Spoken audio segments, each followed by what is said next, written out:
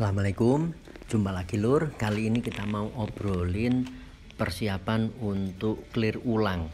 Jadi ini istilahnya sering dikata flow code gitu. Jadi kita nembak panel, clear code-nya 2 kali proses. Nah, untuk yang di video ini kita clear tahap pertama.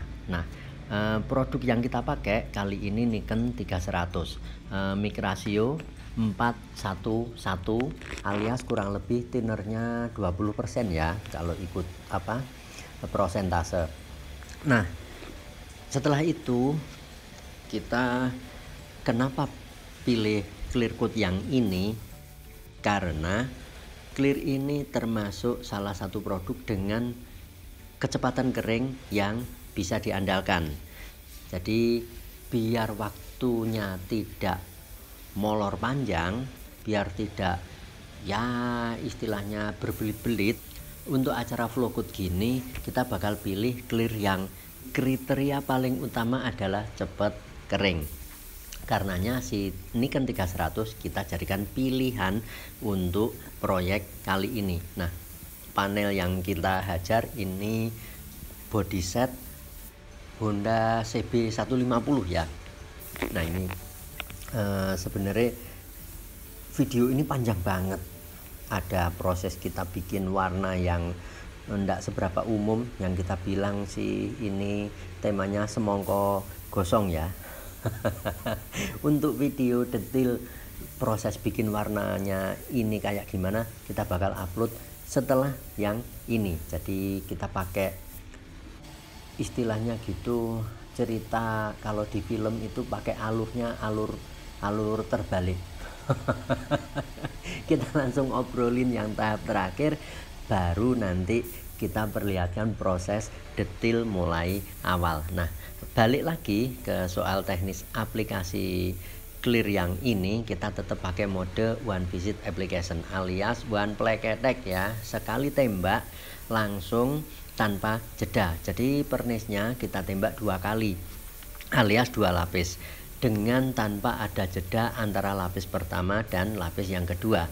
Prakteknya kayak gimana? Kita tembak panel bagian pinggir-pinggir dulu diselesaikan, habis gitu kita mulai tembak dari titik A misal, atau titik pertama atau bagian pertama, terus habis gitu lanjut rolling, dalam artian misal ada A, B, C, D, E, F, G, H, I, J ya sampai 10. Nah, misal yang A ini bagian terpinggir sebelah kiri, habis gitu agak ke tengah lagi tapi tetap di bagian yang kiri, anggap aja itu yang bagian B. Berikutnya lebih ke tengah lagi tapi tetap di bagian panel yang sebelah kiri, berarti yang C. Nah, begitu seterusnya. Jadi muter, kita nembaknya ndak lompat-lompat, bukan yang dari panel kiri kita tembak sampai bagian tengah, terus kita mulai dari yang bagian kanan bawah menuju ke tengah sampai akhirnya nanti ketemu sambungan di tengah panel. Nah, kita tidak pakai mode begitu. Jadi tujuannya apa? Biar clear code-nya itu tidak ada yang menumpuk terlalu tebal, misal di bagian tengah yang kita akan yang kita sambung. Kita pakai mode lompat-lompat dari kiri menuju tengah, terus habis gitu dari kanan bagian bawah menuju atas atau menuju tengah. Nah, jadi istilahnya kita nembaknya mode rolling. Kita jalan muter dari A ke B ke C, D, E, F, G sampai ketemu di titik J, sampai ketemu titik terakhir. Ini mode yang kita pilih, yang sudah kita coba sekian waktu, ternyata dia efektif, dalam artian tidak bikin banyak resiko muncul masalah. Misal muncul popping karena clear code-nya terlalu tebal di beberapa titik panel, karena misal kita pakai mode seperti yang sudah diobrolin, lompat-lompat dari A ke B ke C ke D, habis gitu dari J terus menuju ke D. Nah, ini kan istilahnya bolak-balik. Atau misal dari titik kiri bagian bawah, habis gitu menuju ke tengah, habis gitu mulai lagi dari titik kanan bagian bawah dan menuju ke tengah, akhirnya ketemu sambungan clear coat-nya ada di tengah panel. Nah, ini bikin resiko muncul popping, atau resiko juga bikin mewek. Misal ketika panelnya itu ada bagian yang berdiri, misal kayak di spakbor ini. Nah, dia ada bagian yang istilahnya gitu berdiri, ada vertikal apa horizontal ya. Saya aku wegah mikir aku iki lur. Jadi teman-teman bisa bayangkan kalau kita nembaknya ndak rolling, ndak istilahnya ndak berurutan, nanti misal di bagian yang samping ada sedikit penumpukan, nah itu resiko muncul popping atau juga resiko muncul mewek clear coat-nya. Terus thinner kita juga usahakan jangan terlalu banyak. Kalau ikut TDS si Nikon 3100 ini dia minta thinner itu di 30-40%.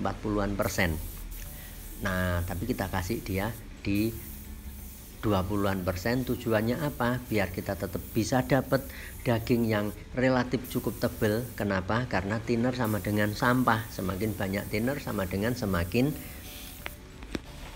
banyak material yang terbuang seiring thinnernya menguap. Yang tertinggal di panel bakal lebih banyak sampahnya.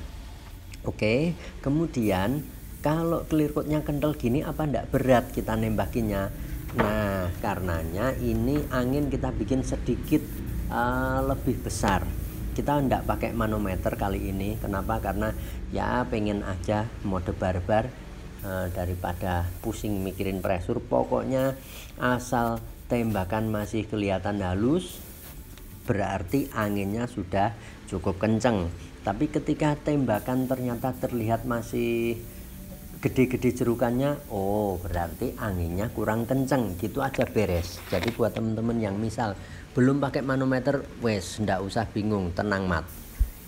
Yang paling penting adalah feel, rasakan gimana itu droplet atau butiran kabut nyembur dari spray gun. Ketika dia terlihat lembut berarti setting sudah benar.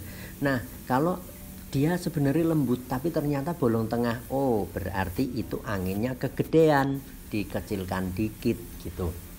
Nah, jadi gampangnya kayak gitu. Terus setelan pattern dibuka seberapa, lebar polanya dibuka seberapa, kita males mikir, dibuka pol. Jarumnya dibuka seberapa. Untuk yang di video ini kita ndak buka pol. Kenapa? Karena ini spray gun yang dipakai SATA Mini Jet 4400 nozzle 1,2. Kalau jarumnya dibuka pol, kita nanti bakal istilahnya gitu terlalu over debit cairan yang keluar dari spray gun, malah bikin resiko clear coat-nya terlihat tembem, terlalu tebal, dan bahkan muncul macam-macam masalah, diantaranya popping. Nah, ini hasil perjuangan yang kita jalani lur. Ini keesokan harinya ya, jadi bukan setelah kita nembak. Nah, jadi terlihat ada absorb. Nah, ini jerukannya kecil-kecil tapi dia kayak muncul kayak keriput-keriput gitu ya, kayak kulit-kulit keriput gitu, kayak kulit manusia, kayak kulit kita yang terlihat keriput. Nah, ini tanda kalau terjadi penyerapan di bawah clear coat-nya. Sebabnya apa? Karena catnya terlalu tebal. Kenapa yang di proyek ini terlalu tebal? Ya pasti karena ini catnya lapisannya banyak. Kita bikin efek warna muncul kayak begini, itu prosesnya pertama dikasih warna hitam dulu, habis gitu tembak seralik warna merah, dan habis gitu kita tembak candy, dan habis gitu baru ditembak clear coat. Nah, ada 3 warna di bawah clear coat, makanya tetap dia resiko absorb, resiko kinclong clear coat-nya keserep sama cat yang ada di bawahnya, yang kebetulan ini pakai aerosol ya. Kita pakai Diton kali ini. Proses detailnya kita bakal upload, kita bakal posting setelah video ini. Nah, karenanya ketika kita sudah ada gambaran bahwa clear coat yang kita tembakin kali ini akan absorb, kita persiapan untuk hasil kerjaan yang jos gandos gemblos ya, kinclongnya istilahnya.